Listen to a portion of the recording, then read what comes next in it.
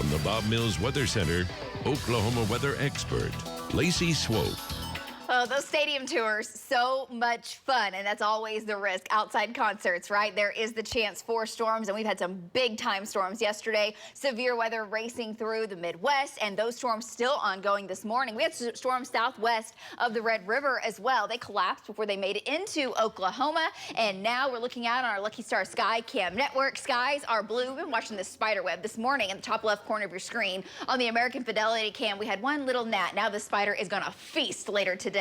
We're talking, look at that, whole swarm of flies or gnats or something delicious there. All right, going across the rest of the region, crystal clear skies. It looks great. We've had a little cloud cover now to the southeast, and a cold front is moving in to the northwest. It's really slowed. It's kind of just hanging out in the northwest. Next Gen Live, quiet, with the exception of some rain just now trying to cross the Red River south of Durant, and that's going to clip southeastern Oklahoma over the next few hours. A little bit of lightning and thunder south of Gainesville, and that's, again, going to work its way up to the northeast, going to stay that portion of the state.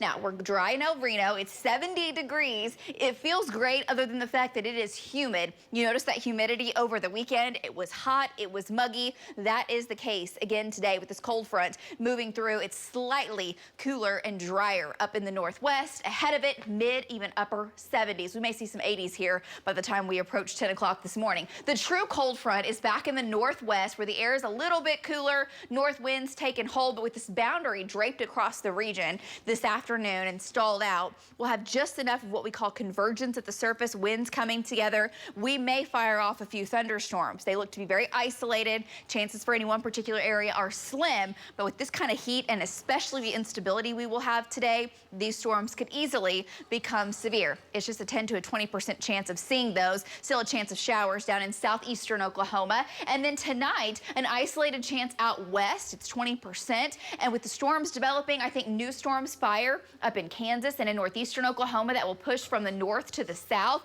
Best chance northeast of Tulsa. We'll be watching for that overnight. That too can lay down what we call an outflow boundary coming up for tomorrow. So with these risk of storms day in and day out, the day before, the night before will impact the following day. So we'll break this down for you, and we will, and take this day by day with these storm chances. It's a low risk for today. Golf ball size hail, 70-mile-an-hour winds. If storms fire, and it's an active jet stream. Some of the most potent days look to be Thursday and maybe tomorrow in western Oklahoma. That's not locked in. Here's tomorrow. One thing we're lacking across the state is a ripping jet stream. So there's really no good flow, you call it, which is a good thing. These storms will billow up, they'll try to fire, and they will eventually end up collapsing, raining themselves out, may produce damaging winds, but you really limit the tornado threat when you don't have strong energy up above. Now, the storm coming out of Texas, watch this low right up over Oklahoma on your Wednesday. That will provide rain and storms into eastern Oklahoma.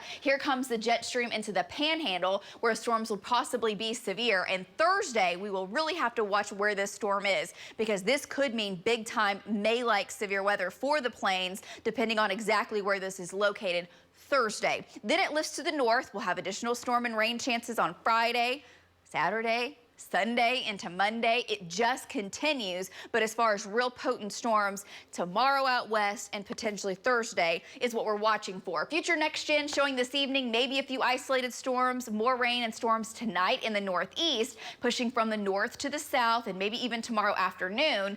And then here comes the rain from Texas riding up over Oklahoma Wednesday with the best rain chance east of I-35.